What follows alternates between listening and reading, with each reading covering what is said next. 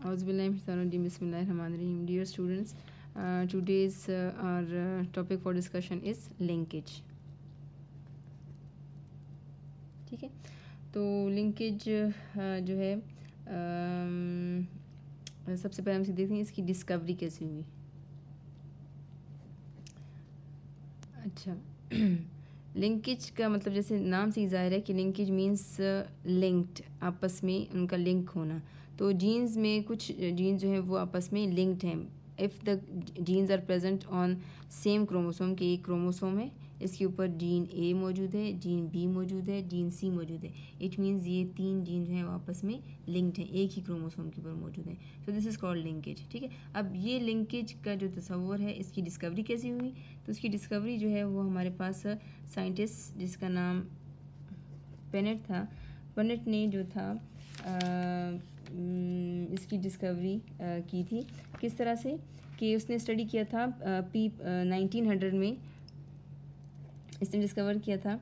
और sweet pea के अंदर उसने जो था फ्लावर कलर लिया था और उसने देखा था कि पर्पल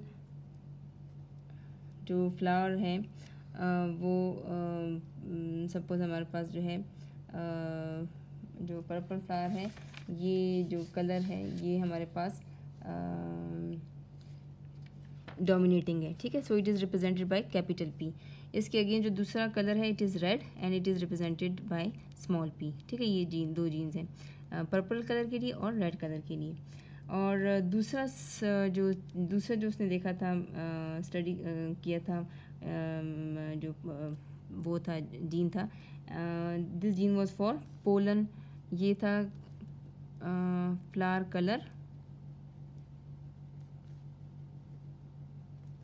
और दूसरा जो उसने स्टडी किया था वो उसने स्टडी किया था पोलन शेप.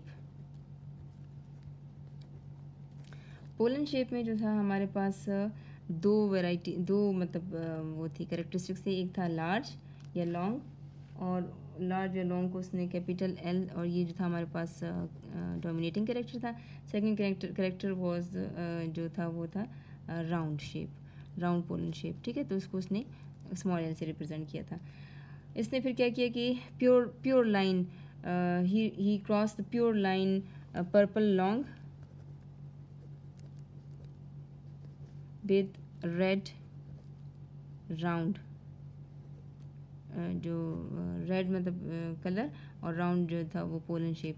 तो यहाँ पे हमारे पास प्योर लाइन का मतलब है कि होमोजाइगस फॉर बोथ कैरेक्टर्स.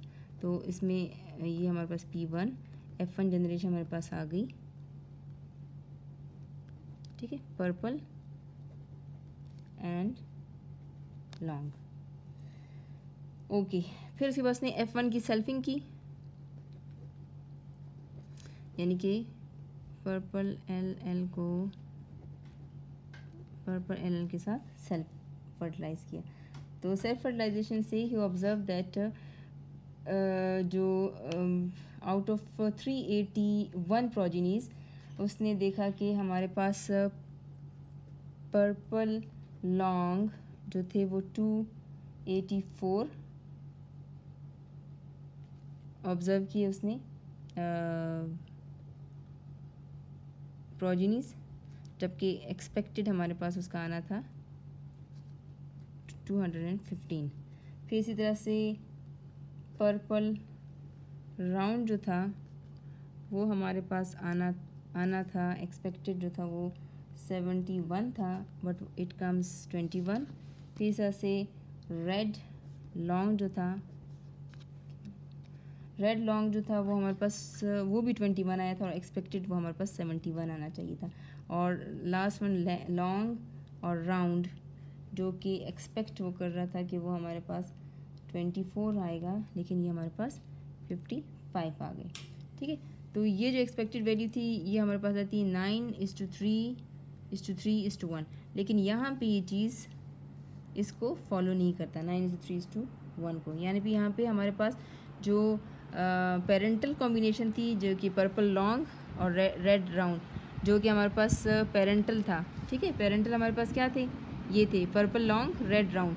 ये हमारे पास अपनी एक्सपेक्टेड वैल्यू से ज़्यादा आ गई, जबकि जो हमारे पास रिकॉम्बिनेंट थे जो कि हमारे पास 71 आने चाहिए थे, ये पर्पल राउंड थे वो हमारे पास कम आ गए। ठीक है, तो यहाँ से जो साइंटिस्ट था उसने क्या कहा कि F1 जो F2 फिनोटाइप जो है वो डेविएट कर गई 9:3:3:1 रेशो से।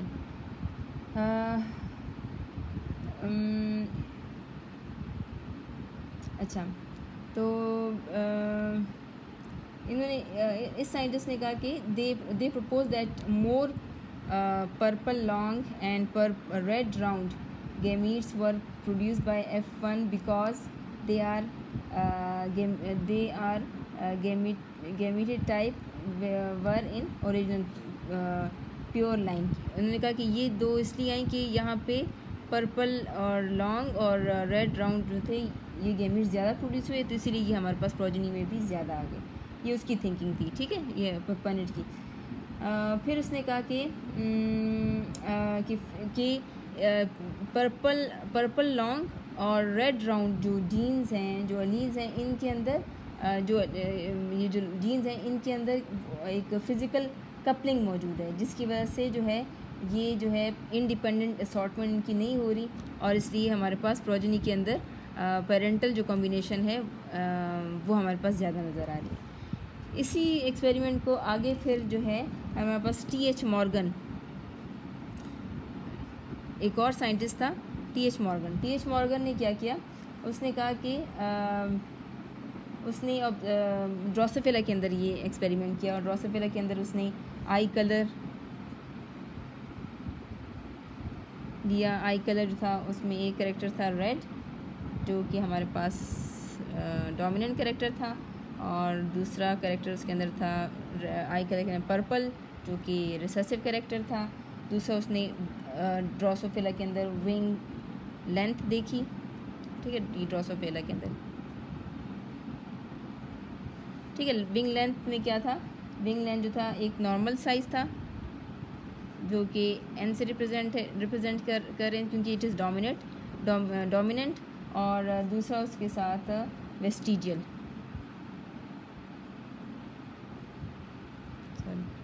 वेस्टिजियल जो था उसको स्मॉल एन से रिप्रेजेंट किया। ठीक है, ये रिसेसिव कैरेक्टर था वेस्टिजियल विंग जो था। अच्छा, मॉर्गन डिड 2 क्रॉसेस। क्या क्रॉस किया उसने, RRNN, यानी कि जो डोमिनेंट थे रेड और नॉर्मल, इसको उसने क्रॉस किया पर्पल एंड वेस्टिजियल, और इस तरह से उसने क्या किया, उसने देखा कि हमारे पास जो था F1 जनरेशन जो है हमारे पास आ गई सारी की सारी रेड नॉर्मल। ठीक है, यानी कि उसका इस तरह से आगे उसने क्या किया कि F1 को आपस में F1 जो जनरेशन थी उसकी उसने टेस्ट क्रॉस किया। F1 हमारा क्या था, ये था। ठीक है, F1 ये हमारे पास था, उसका टेस्ट क्रॉस किया। टेस्ट क्रॉस में क्या करते हैं, टेस्ट क्रॉस में हमेशा उसको डबल रिसेसिव के साथ उसको क्रॉस करते हैं। तो मॉर्गन ने क्या किया, F1 जो जनरेशन थी जो कि heterozygous for red and normal wings, he cross this progeny with double recessive, इसको हम कहते हैं टेस्ट क्रॉस। अगर आप लोगों को मेंडल का याद हो, जब उसने टेस्ट क्रॉस जब भी किया, टेस्ट क्रॉस का रिजल्ट हमेशा क्या आता था, 1:1:1:1 रेशो। ठीक है, 1:1 रेशो आई तो इसका मतलब है कि जीन्स क्या हो रहे हैं, जीन्स आर इंडिपेंडेंटली असॉर्टेड। ठीक है, इंडिपेंडेंट असॉर्टमेंट हो रही है, तो तब हमारे पास टेस्ट क्रॉस में जो है रिज़ल्ट हमारे पास 1:1:1 रेशो आता है। यहाँ पे क्या हुआ इस केस में, जब मॉर्गन ने इसकी टेस्ट क्रॉस किया तो वो हमारे पास जो था उसका रिज़ल्ट कुछ ऐसे आया। RN जो थे वो हमारे पास